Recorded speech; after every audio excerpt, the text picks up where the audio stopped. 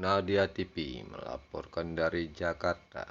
Inilah perjalanan seorang Presiden Republik Indonesia B.J. Habibie yang menjalankan pemerintahan di era runtuhnya Orde Baru. Memang piawai mengatasi krisis ekonomi di Indonesia, tapi ada hal-hal lain yang mendesak dalam kesulitan ekonomi Republik Indonesia. Negara lain merongrong minta dilepaskan Timur-Timur dari Indonesia. Di saat itu, B.J. Habibie memang serba sulit mengambil keputusan apa yang terbaik untuk bangsa Indonesia. Yang akan diambil keputusan mengenai Timur-Timur, karena Timur-Timur sudah menjadi duri di dalam daging kepada bangsa Indonesia semenjak dulu, karena tidak pernah mau damai dan dari dulu menjadi perlawanan rakyat Timur-Timur buat Indonesia.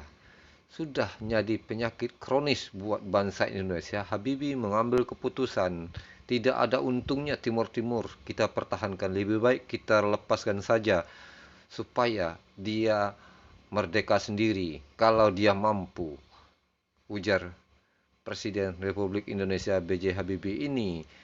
Satu-satunya Presiden Republik Indonesia yang jago teknologi pesawat terbang teknologi tinggi ini, memang sangat jenius dalam memimpin satu bangsa besar ini. Memang dalam hal-hal yang bersangkutan menyangkut Panglima TNI Wiranto di saat itu, bagaimana kita caranya, karena kita Indonesia, bangsa Indonesia di dalam tekanan ekonomi super berat untuk mempertahankan Timur-Timur.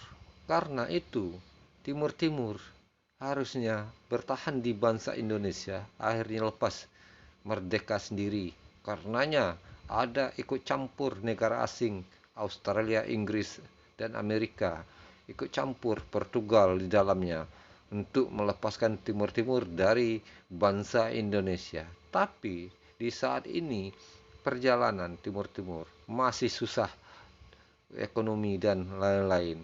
Karena inilah Presiden B.J. Habibie dilema di dalam mengambil keputusan di saat itu.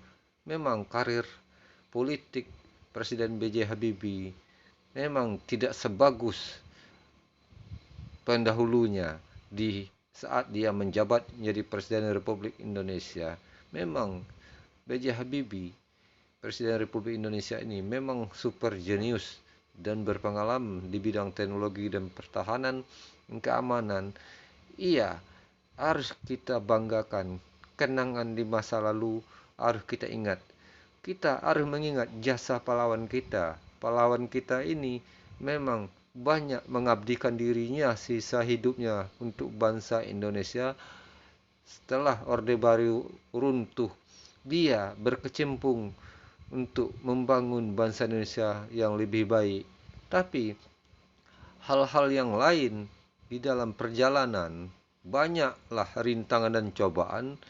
B.J. Habibie terpaksa mengambil keputusan memecat Jenderal Prabowo Subianto dari kemiliteran di eranya lah, karena Jenderal Prabowo Subianto diduga terlibat dalam kerusuhan Semanggi I, Semanggi II.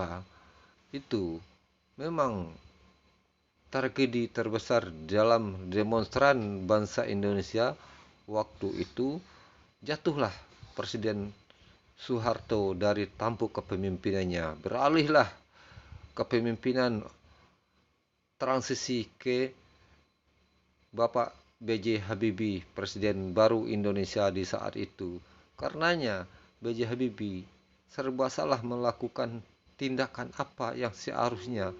Dia banyak berjasa pada bangsa Indonesia, membebaskan pers di dalam berkarya dan mempromosikan apapun di Republik ini. Tidak boleh lagi pengekangan pers ada di Indonesia. jurnalis harus bebas berpendapat dan menulis, menyiarkan. Itu dibebaskan oleh Presiden B.J. Habibie, mencabut di fungsi ABRI. Polisi terpaksa berpisah dari TNI. Itulah banyak perubahan di zamannya. Itu likuidasi bank besar-besaran untuk memperbaiki ekonomi Indonesia yang saat itu lagi runtuh, dihantam krisis ekonomi. Seorang B.J. Habibie dengan enteng, apalagi inflasi sangat tinggi, itu diatasi dengan baik oleh Presiden Republik Indonesia.